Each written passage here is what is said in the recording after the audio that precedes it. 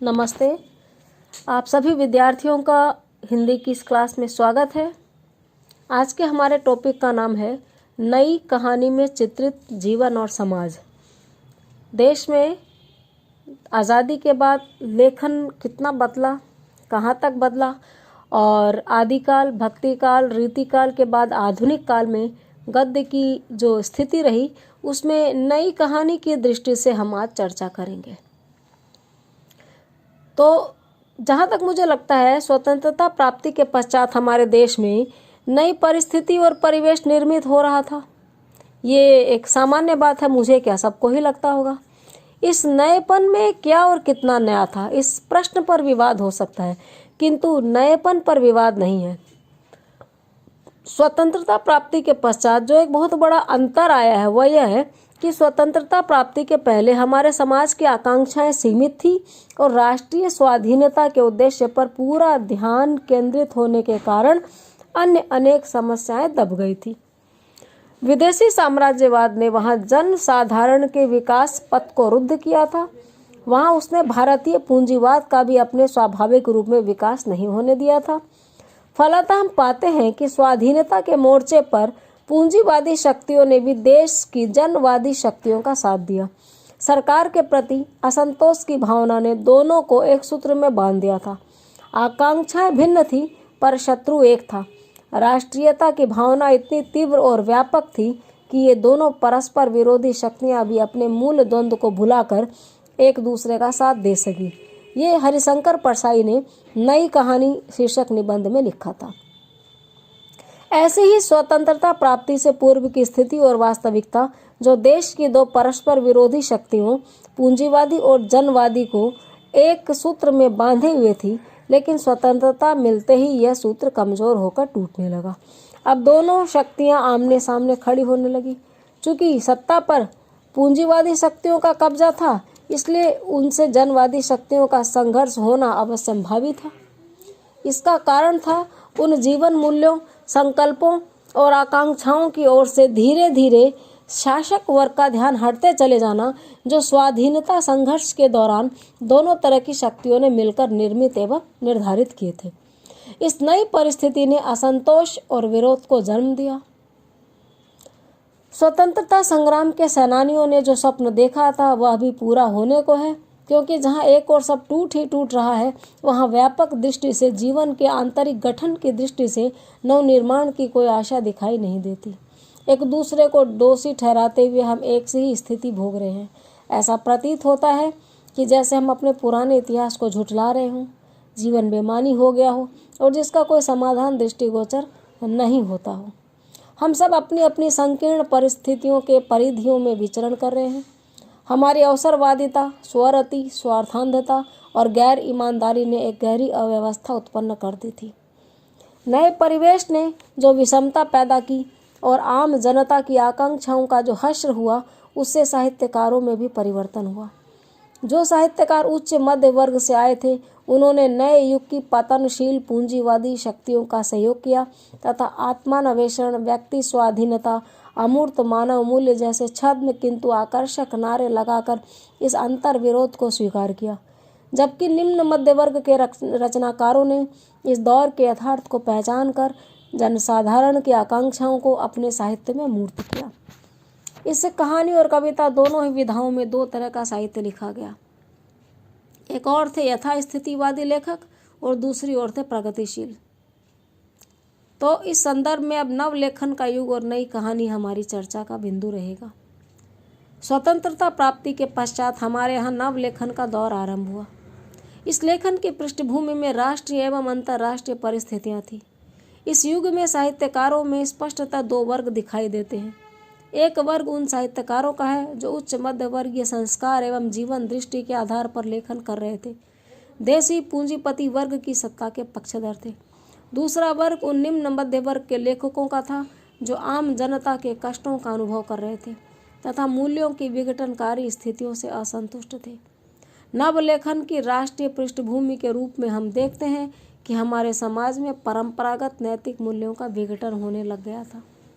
चारों तरफ से नवीनता की मांग थी।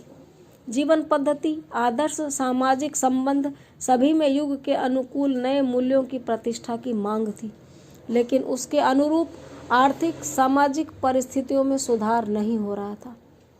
नए शासक वर्ग और जनता के बीच की खाई चौड़ी होती जा रही थी।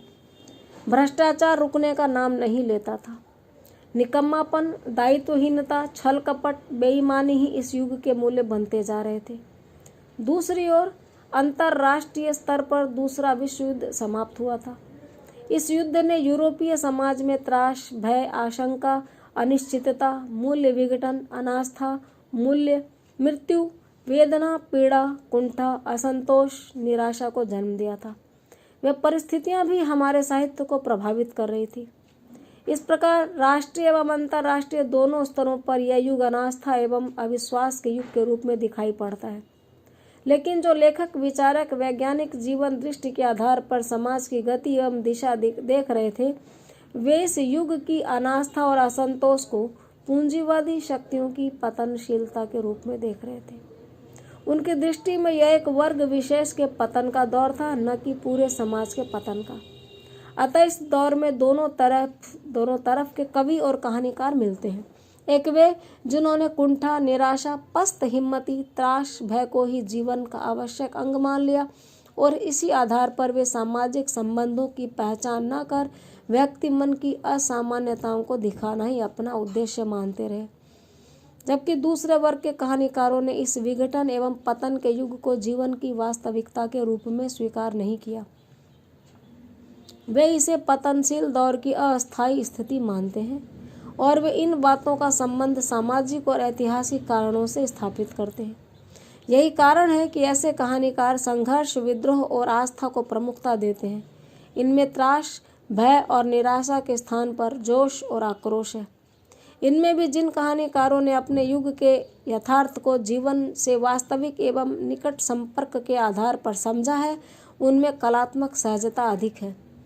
नई कहानी का आरंभ नई कविता के बाद सन 1950 के आसपास से माना जाता है। इस बात पर आलोचकों में विवाद भी है कि जैसा नयापन कविता में दिखाई देता है, वैसा नई कहानी के नाम से जानी जाने वाली कहानियों में नहीं।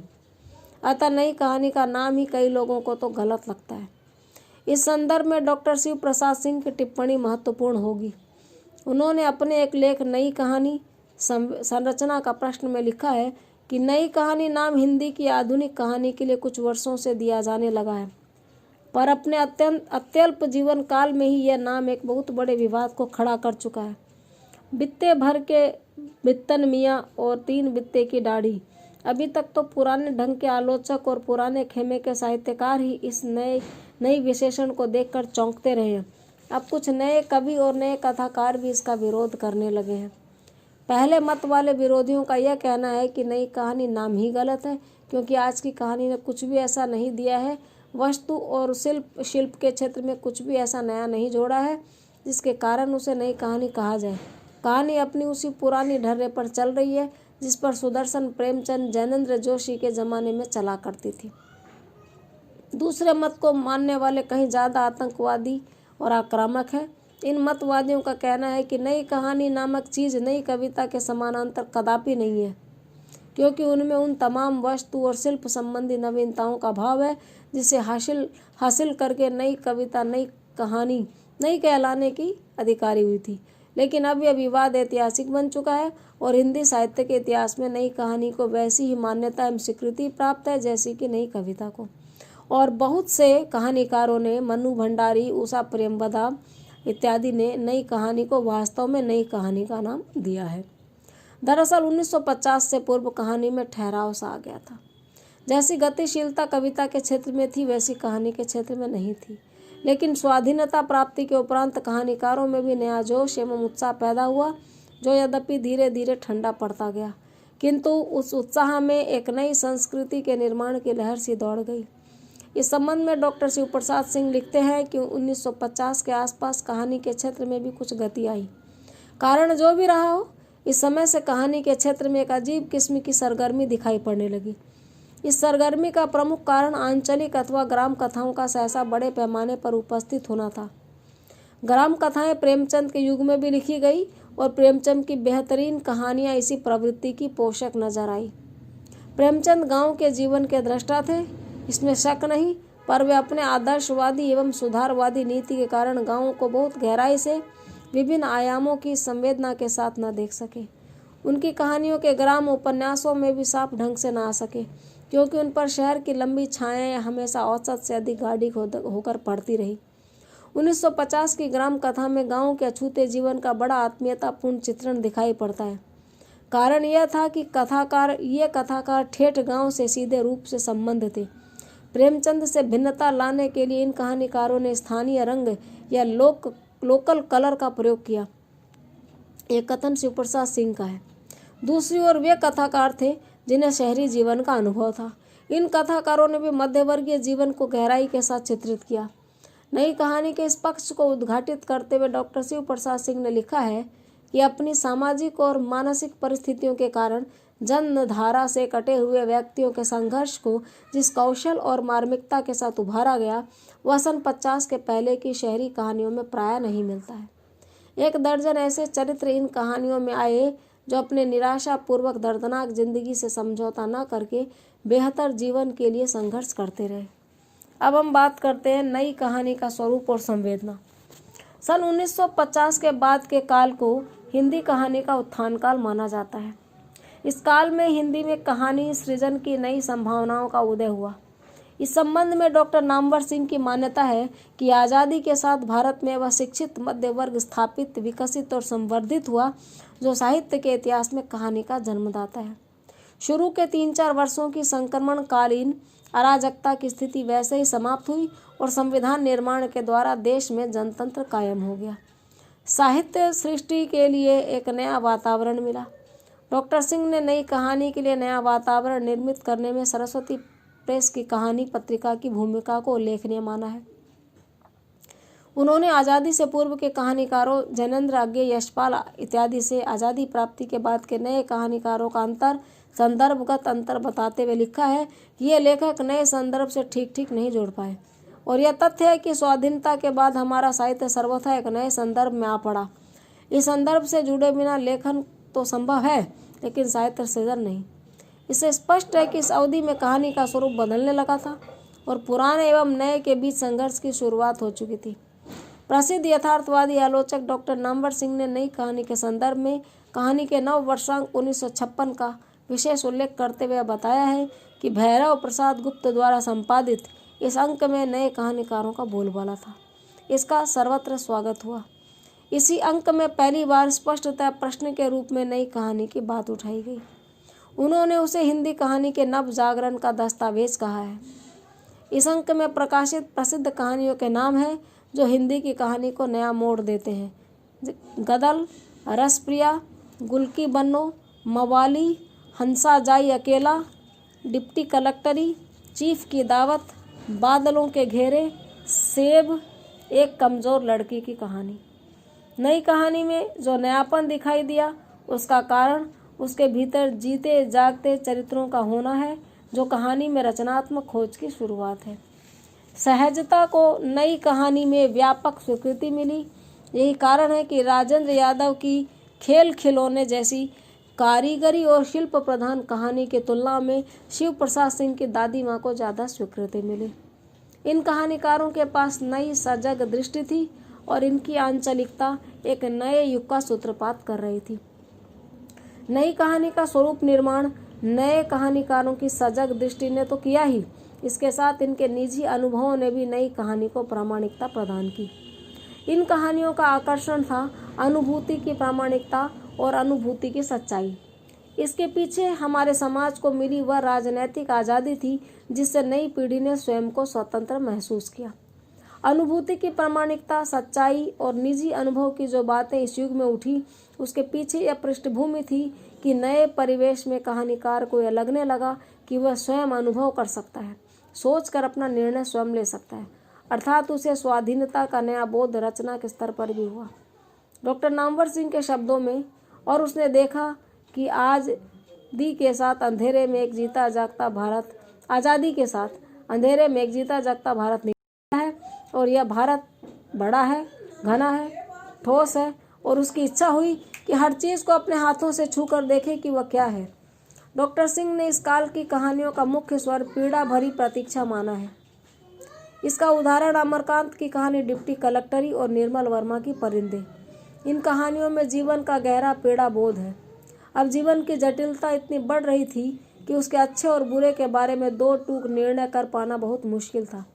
इसलिए ये कहानियाँ एक नए तरह के नैतिक बोध को जन्म देने वाली कहानियाँ थी तथा इन कहानियों में रोमांटिक कहानियों की तरह हृदय और बुद्धि का अलगाव नहीं था, बल्कि उनके बीच एक सामंजस्य संवेदना का उदय हुआ। प्रेम को साहित्य में सबसे ज़्यादा अभिव्यक्ति मिली है। यह सही भी है, क्योंकि प्रेम ही है जिसके लिए सारा संसार इतना चालित एवं गतिशील है। प्रेम के नए संदर्भ को लेकर भी नए कहानीकारों ने कहानियाँ लिखी, लेकिन उनकी संवेदना उस युग के नए सामाजिक संदर्भ से उपजी संवेदना है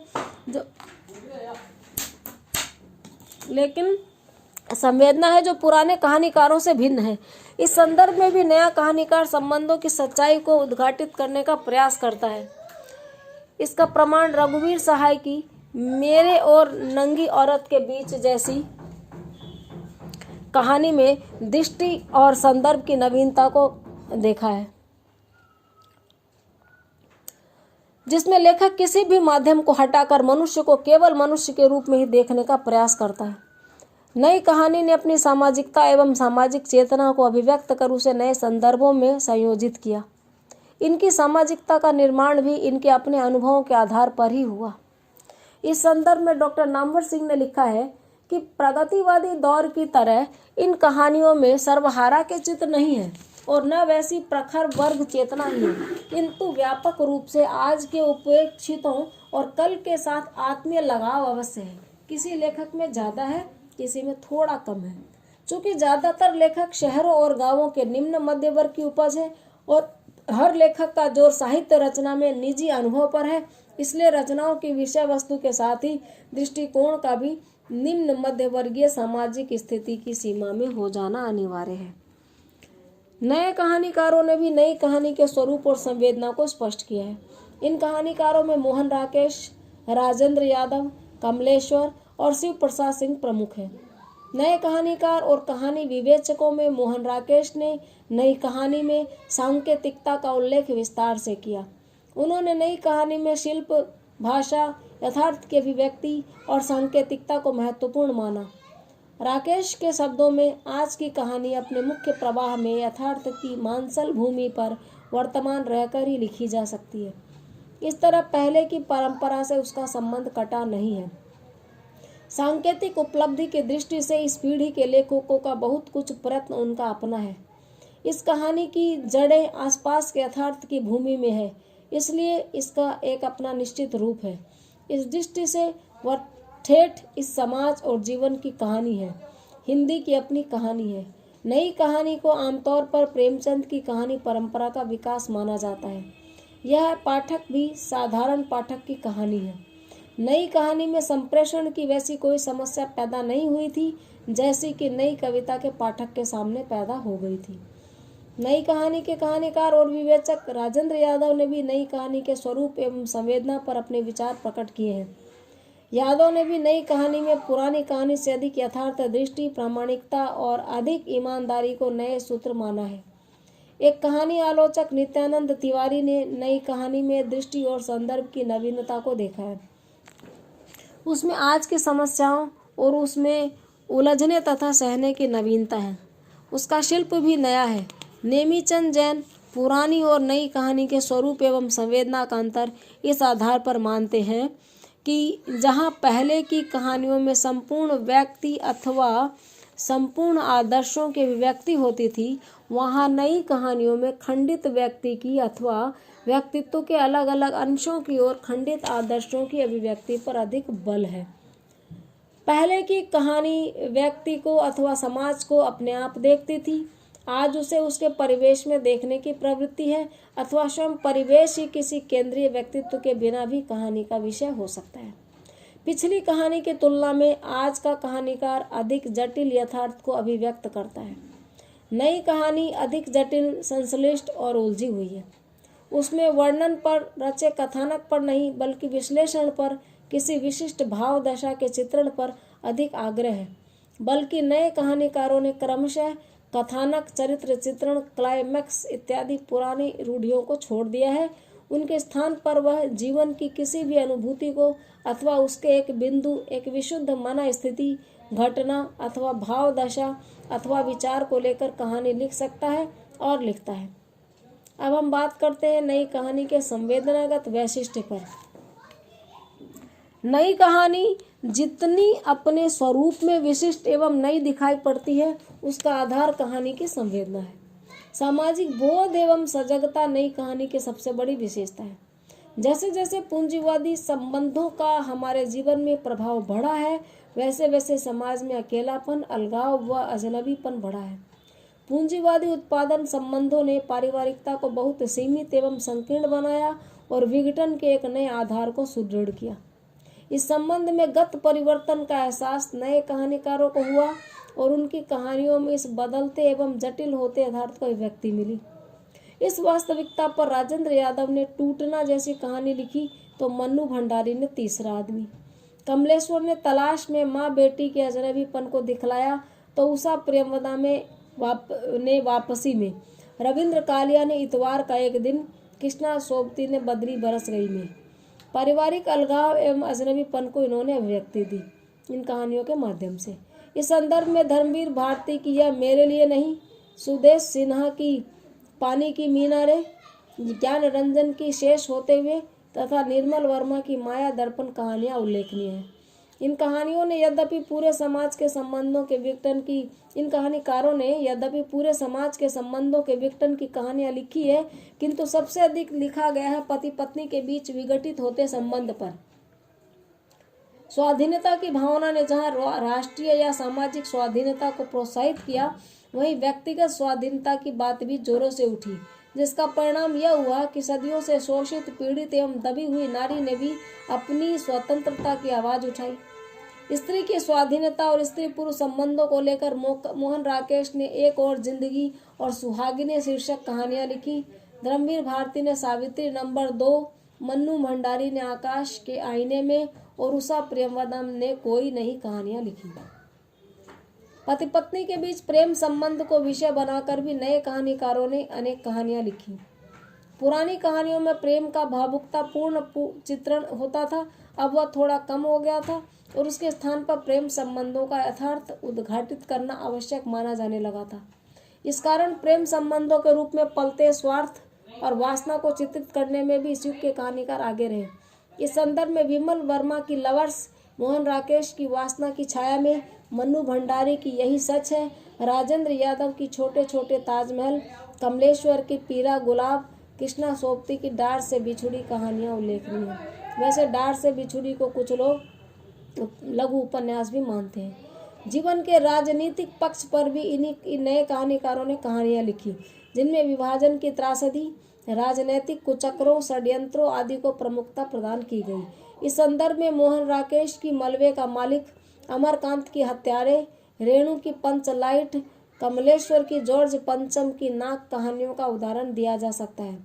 सामाजिक जीवन में व्याप्त भ्रष्टाचार, भाई भतीजावाद, शोषण इत्यादि को चित्रित करने वाले कहानीकारों में अमरकांत, रेणु, मार्कंडे, भीष्म शाहनी, शैलेश मटियानी इत्यादि प्रमुख हैं।